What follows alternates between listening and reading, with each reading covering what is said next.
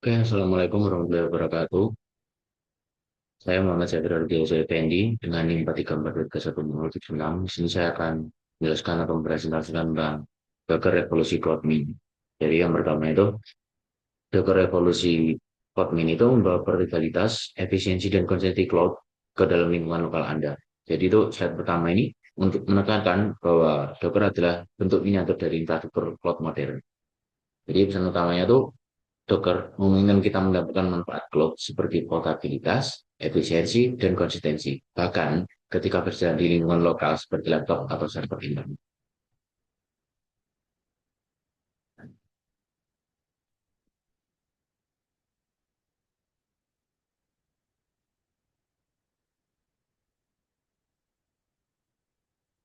Nah, yang kedua yaitu konsep cloud mini. Jadi mengapa Docker adalah miniatur infrastruktur modern?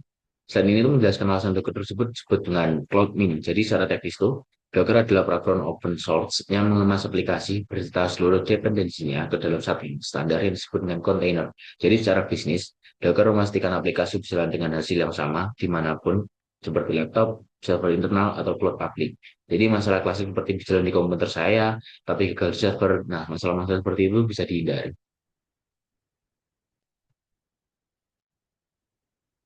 Selanjutnya mengenal dengan Docker Engine. Jadi Docker Engine adalah sistem utama yang pertama itu membuat kontainer, menjalankan kontainer, dan mengolah kontainer. Jadi tanpa Docker Engine, Docker tidak bisa berfungsi. Jadi ia adalah fondasi utama dalam arsitektur Docker.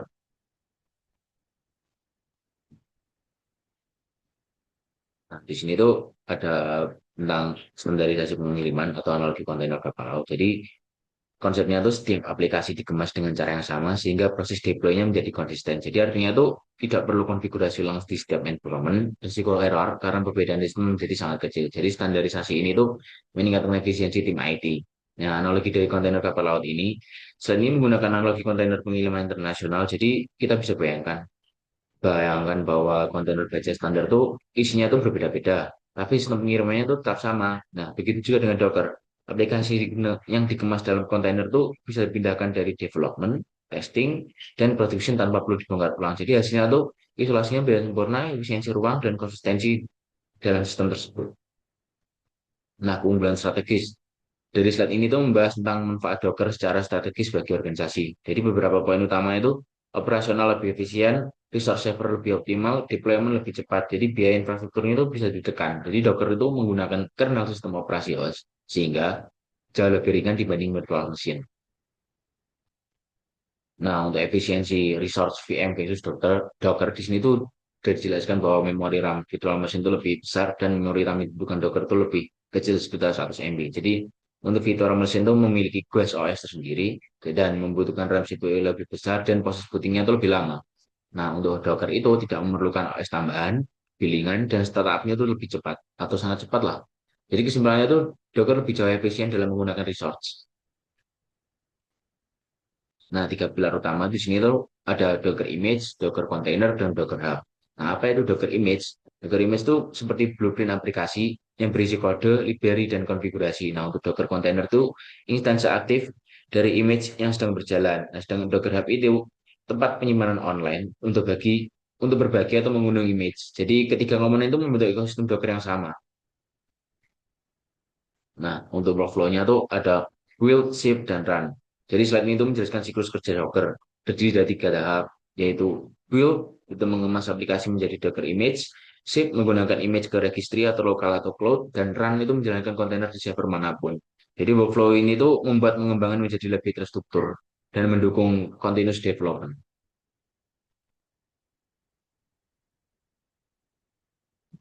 Jadi apa itu continuous deployment? Sedikit saya jelaskan. Jadi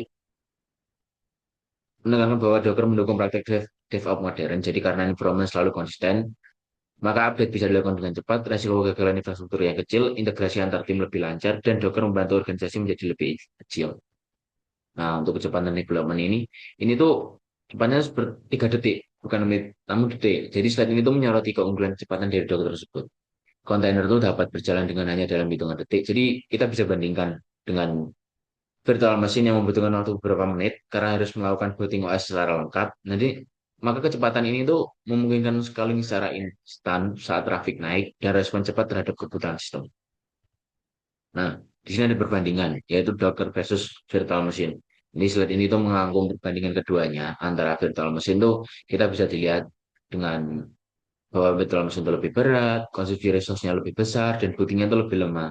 Sedangkan Docker itu lebih ringan, hemat resource, startup lebih cepat dan fleksibel. Jadi menurut saya itu Docker mengubah cara kita memandang infrastruktur menjadi lebih dinamis dan lincah. Nah, di sini tuh ada pesan Docker tidak hanya mengubah cara kita menjalankan aplikasi, yang mengubah cara memikirkan infrastruktur sebagai aset yang lincah. Jadi itu bahwa di sini tuh Docker itu mengubah cara kita memikirkan infrastruktur itu agar lebih lincah dengan menggunakan Docker ini. Selanjutnya kita akan bahas tentang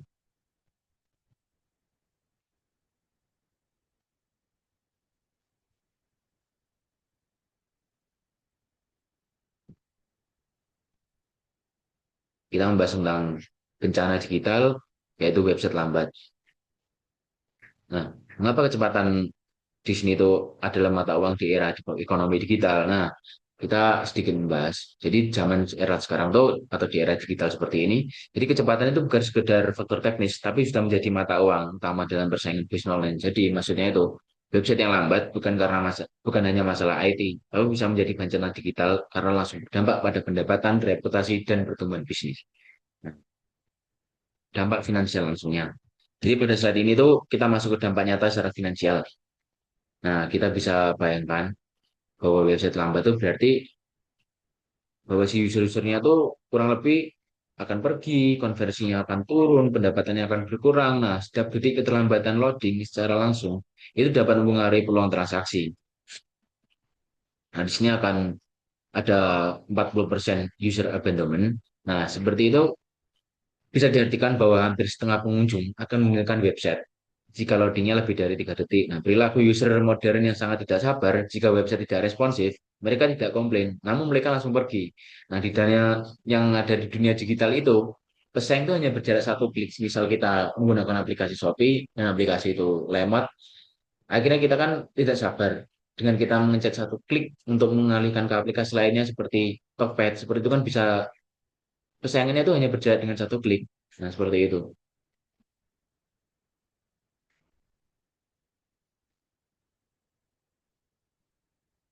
Sedikit saya jelaskan dengan aturan 3 detik ini bisa digambarkan. Jadi 3 detik adalah batas toleransi rata-rata pengguna internet. Jadi setiap tambahan 1 detik setelah itu bisa meningkatkan kemungkinan kehilangan pelanggan secara signifikan. Jadi artinya tuh detik pertama itu sangat krusial, detik kedua itu mulai beresiko, dan setelah melewati 3 detik, jadi potensi kehilangan itu sangat melonjak drastis.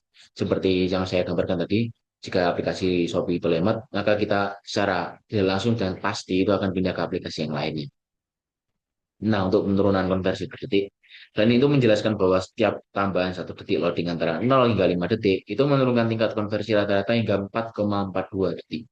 Jadi artinya itu kalau website kamu menghasilkan 100 transaksi per hari, keterlambatan beberapa detik saja bisa mendapatkan secara konsisten. Jadi ini bukan hanya angka teknis, tapi kerugian yang nyata. Nah, di sini ada analogi antrean abadi.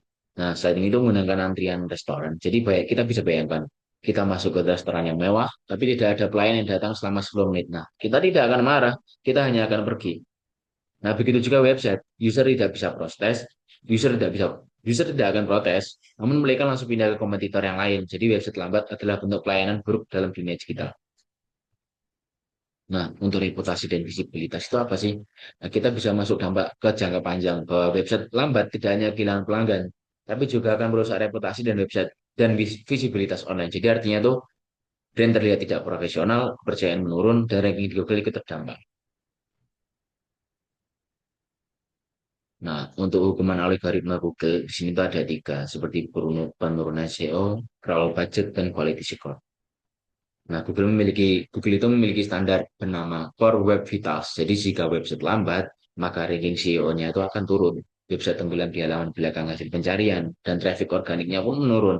Nah, selain itu, bot akan lebih jarang melakukan crawling jika loading lambat sehingga konten baru sulit terindeks.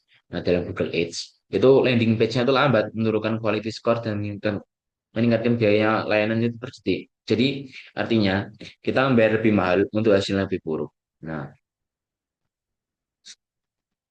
apa sih lunturnya kepercayaan? Nah, di slide ini tuh kita akan membahas tentang persepsi brand. Jadi website sering dipersepsikan sebagai yang pertama itu tidak profesional, tidak aman, dan tidak modern. Data itu menunjukkan 79% konsumen yang kecewa dengan performa website memang besar tidak akan kembali ke dalam website itu. Nah, sekali kehilangan kepercayaan, sangat sulit untuk mendapatkannya kembali. Nah, untuk studi kasus akasa, mungkin di sini gambarnya tuh kalimatnya sedikit kurang jelas. Jadi di slide ini tuh biasanya tunjukkan contoh dengan perusahaan. Ya kita bisa ngambil dengan perusahaan aja ya. Perusahaan besar yang mengalami penurunan pendapatan hanya karena delay beberapa detik. Jadi perusahaan besar pun tidak kebal terhadap masalah kecepatan. Bahkan peningkatan kecepatan satu detik saja pun bisa menghasilkan kenaikan revenue yang sangat signifikan. Jadi artinya tuh skala besar maupun kecil dampaknya tetap nyata. Nah, pencurian anggaran marketing. Apa sih itu? Nah, slide ini tuh menjelaskan bagaimana website lambat mencuri anggaran marketing tersebut. Beberapa contohnya tuh PPC yang sia-sia, kita bayar iklan, user klik, tapi pergi sebelum halaman selesai loading. Nah, donat cards-nya tuh check out lambat adalah penyebab utama untuk membeli membatalkan transaksi. Jadi customer lifetime value. Nah, di sini tuh pengalaman pertama yang buruk membuat pelanggan tidak kembali, sehingga kehilangan potensi pendapatan untuk jangka panjang tersebut. Nah, jadi bukan hanya kehilangan satu transaksi, tapi kehilangan hubungan yang sangat jangka panjang yang tersebut.